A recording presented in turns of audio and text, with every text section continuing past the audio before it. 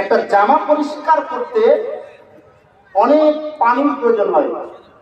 একটা জামা পরিষ্কার করতে এক বালতি পানির প্রয়োজন হয়, কিন্তু 50 বছরের গুনাহ মাফ নিতে আল্লাহর কাছে এক ফোঁটা চোখের পানি যথেষ্ট। ঠিক কিনা? কথা বলেন ঠিক কিনা? এই পানি আমরা ফেলতে জানি না।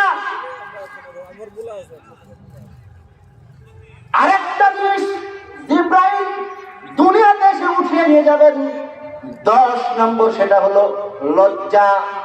হায়া মানুষের ভিতরে থাকবে না। হায়ায় যদি থাকে, এখন রাত্রি বাজে 8টা থেকে 8:30, ঠিক কিনা? এই রাত্রিতে কোনোদিন মহিলারা রাস্তায় মানুষের সাথে ভিড় জমে ঘুরতে পারে?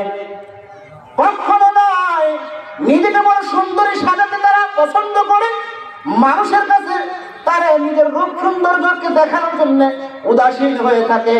যদি ফর্সা হলেই সুন্দর হয়, তাহলে বর্তমান বাজারে আপেলের চাইতে মূলার দাম কিন্তু বেশি হতো। কথা বলেন ঠিক কিনা? না না না, তাদের থাকতে হবে ঘরের ভিতরে, কিন্তু তারা এখন ঘরের বাইরে। আল্লাহর নবী বলেন এটাও একটা কিয়ামতের লক্ষণ। যারা রাস্তায় নোংরা অবস্থায় ঘুরে বেড়ায়, যত নারী বোরকা ছাড়া হিজাব ছাড়া রাস্তায় ঘুরে বেড়ায়, সবগুলো ব্যভিচারিণী। কিয়ামতের মাঠে তাদেরকে ব্যভিচারের কাতারে দাঁড়াতে হবে।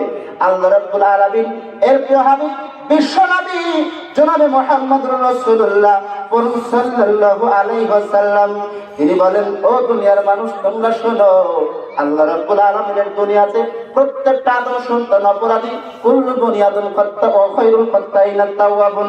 আদম সন্তান অপরাধী, কিন্তু ওই আদম সন্তান উত্তম অপরাধী হলো ওরাই যারা অপরাধ করার পরে আবার আল্লাহর কাছে ফিরে আসে, ক্ষমা চায়।